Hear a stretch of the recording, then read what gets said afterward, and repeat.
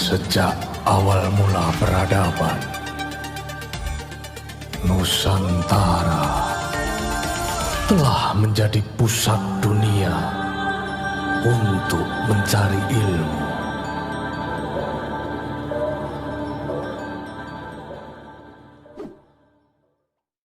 Tiga perilaku tak menyenangkan Jepang di Indonesia, praktik Romusa, Jugun Ianfu hingga kelinci percobaan.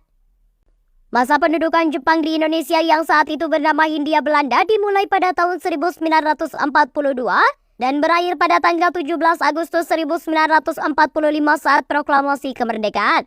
Masa pendudukan Jepang yang hanya 3,5 tahun ini menyisakan luka mendalam bagi bangsa Indonesia. Tujuan Jepang menyerang dan menduduki Indonesia adalah untuk menguasai sumber-sumber alam, terutama minyak bumi, guna mendukung potensi perang Jepang serta mendukung industrinya. Jawa dirancang sebagai pusat penyediaan bagi seluruh operasi militer di Asia Tenggara dan Sumatera sebagai sumber minyak utama. Dari masa pendudukan Jepang yang hanya 3,5 tahun, telah menimbulkan trauma bagi rakyat Indonesia atas kebijakan Jepang menerapkan kerja paksa Romusa, Jugun Ianfu hingga kelinci percobaan.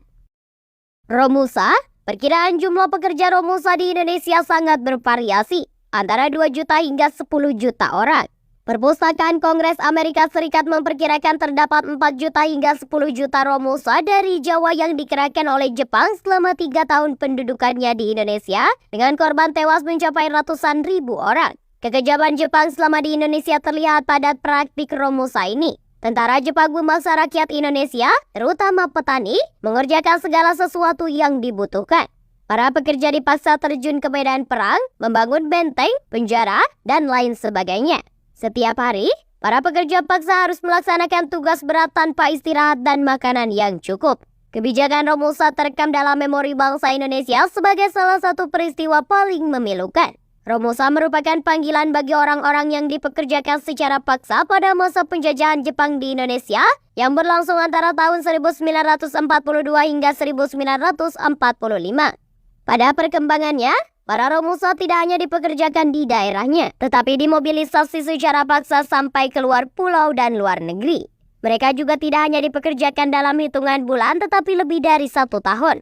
Di tempat kerjanya, Romusa mengalami penderitaan yang besar akibat beban berat yang tidak diimbangi dengan asupan makan yang cukup atau fasilitas kesehatan. Kondisi tersebut membuat mereka mengalami kelaparan dan mudah terserang penyakit. Belum lagi perlakuan tidak manusiawi dan siksaan yang harus mereka terima dari para pengawas proyek. Hasilnya, banyak Romusa yang menderita kurang gizi, busung lapar, bahkan meninggalkan dunia akibat kelelahan, kelaparan, dan terserang penyakit. Dari data yang dihimpun, korban Romusa mencapai 93.000 jiwa pada pembangunan jalur kereta api Saketibaya di Banten. Sementara berdasarkan buku Fakta Kekejaman Jepang di Petika, sekitar 1.000 orang meninggal dunia dari Romusa dan Jugun Ianfu di lokasi pertambangan batu Cinanbar atau batu tungau di Sungai Petika Nangga II, Bunutulu Kapuas Hulu, Kalbar, antara 1942 hingga 1945.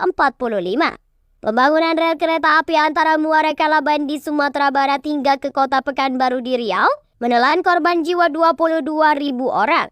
Sejarah mencatat pembangunan rel kereta api tersebut menelan korban sampai lebih dari 22.000 Romusa. Baik orang Indonesia maupun bule, maka kami menyebutnya rel kereta api maut. Kata pengamal sejarah Iwan Syawal pada Kamis 12 Agustus 2021 lalu dilansir dari Antara. Jugun Ianfu. Istilah Jugun Ianfu merujuk pada perbudakan atau kekerasan asusila pada masa penjajahan Jepang saat Perang Dunia Kedua. Jepang mengumpulkan perempuan-perempuan dari wilayah jajahan untuk memaksa mereka menjadi Jugun Ianfu. Jepang sudah mengenal istilah geisha dan karayuki-san yang sama-sama berarti perempuan penghibur. Dari penelitian upaya masyarakat Indonesia dalam memperjuangkan keadilan Jugun Ianfu pada tahun 1997, oleh Universitas Jember, pemerintahan Jepang sudah menerapkan praktik Jugun Ianfu di seluruh kawasan Asia Pasifik, termasuk Indonesia pada 1942 hingga 1945. Diperkirakan ada lebih dari 40 rumah hiburan yang didirikan oleh Jepang di Indonesia. Dan perempuan Jugun Ianfu Indonesia ini dikumpulkan dengan penjagaan militer yang cukup ketat. Para Jugun Ianfu harus menunggu tamu dan dipaksa menjadi budak seks. Meski melayani hampir setiap hari, para Jugun Ianfu tidak pernah dibayar. banyak tamu yang memperlakukan Jugun Ianfu dengan kasar dan tidak manusiawi. Banyak Jugun Ianfu juga yang akhirnya sakit akibat secara fisik maupun mental. Mereka harus melakukan pemeriksaan rutin di rumah sakit dan menjalani pengobatan. Jika ada Jugun Ianfu yang hamil, maka mereka harus menggugurkan kandungannya. Kelinci percobaan. Jepang juga menjadikan rakyat Indonesia kelinci percobaan virus dan bakteri ketika menduduki Indonesia ketika Jepang tengah terlibat dalam Perang Asia Timur Raya dan Perang Dunia II.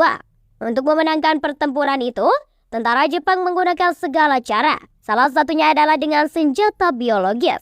Metode ini dilaksanakan oleh Operasi Unit 731 yang memiliki laboratorium di Harbin, Tiongkok. Meski demikian, di Indonesia ternyata ada laboratorium Unit 731 di daerah Klender, Jakarta.